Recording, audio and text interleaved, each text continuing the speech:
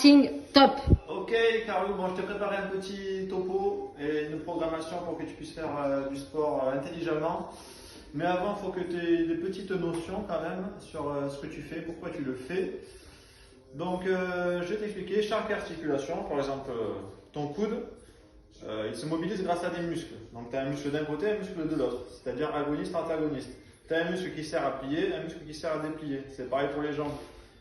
Le muscle des ischios sert à plier, les quadriceps servent à déplier.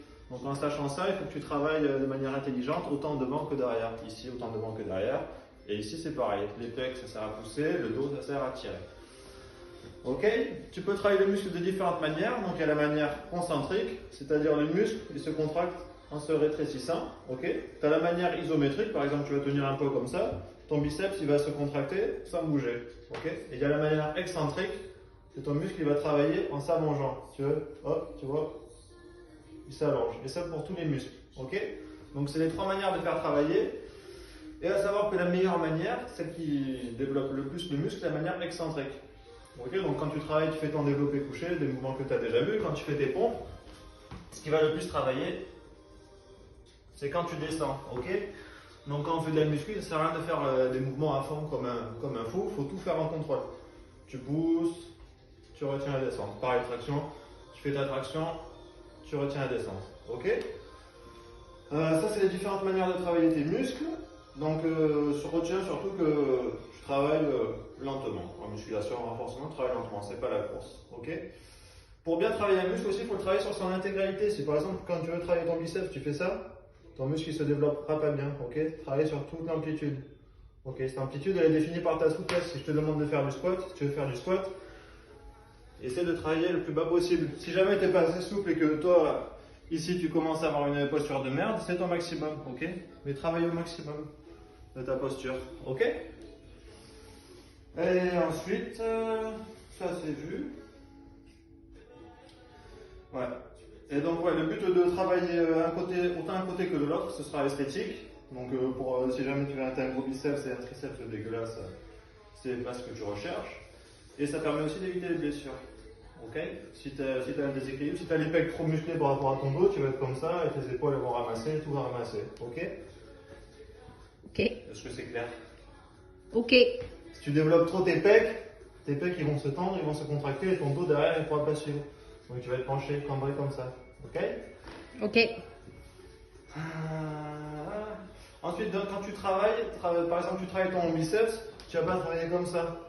Ok? Tu te concentres, c'est quoi que tu veux solliciter? C'est ce mouvement-là. Ok? Donc il n'y a que ça qui doit bouger. Le reste, c'est gainé. Tes épaules elles sont gainées, tes abdos ils sont serrés. Tu travailles ça. Pareil, si tu fais des tractions, tu fais pas une traction dégueulasse comme ça, tu restes gainé.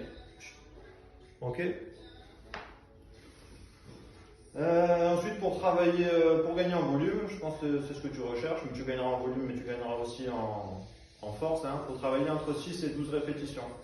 Donc sur chaque exercice que je vais te proposer, par exemple, je te demande de faire des tractions. Si tu n'arrives pas, imaginons, tu n'arrives pas à en faire 6, ce que tu vas faire pour atteindre ce chiffre, tu vas t'accrocher à un élastique. Par exemple, hop. Comment imaginer? On ne peut pas imaginer. Bon, tu vas t'accrocher l'élastique en haut de ta barre à traction, tu vas mettre le genou dedans. Si, là-bas, ça va légèrement t'alléger. La triglaridon. Et là, tu pourras faire tes 6 tractions. Oui, oui. Bon. Voilà le résumé. Donc, résumé, travail agoniste, antagoniste, amplitude complète sur tous tes mouvements, le plus possible. Tu varies les exercices. Par exemple, tes mollets, ils sont composés de 3 muscles. Pour travailler les 3 muscles, quand tu travailles tes mollets, tu vas travailler sous cet angle-là. Tu peux travailler sous cet angle-là. Et tu peux travailler sous cet angle-là. Okay? C'est pour ça qu'il faut essayer de varier les exercices le plus possible. Sur les biceps, tu vois souvent dans les vidéos, les mecs, des fois ils font comme ça. Des fois ils font comme ça. Ok? Donc cherche à varier les exercices. Pour les tractions prises normales, serrées, étroites, développées, couchées, pareil. Tous les exercices pareil. Ok? Tu peux varier aussi la méthode. Donc comme je t'ai dit, concentrique, c'est-à-dire classique, en excentrique et aussi en isométrique. Tout ce qui est statique, gainage, traction, tu restes en position haute. Voilà. Ok?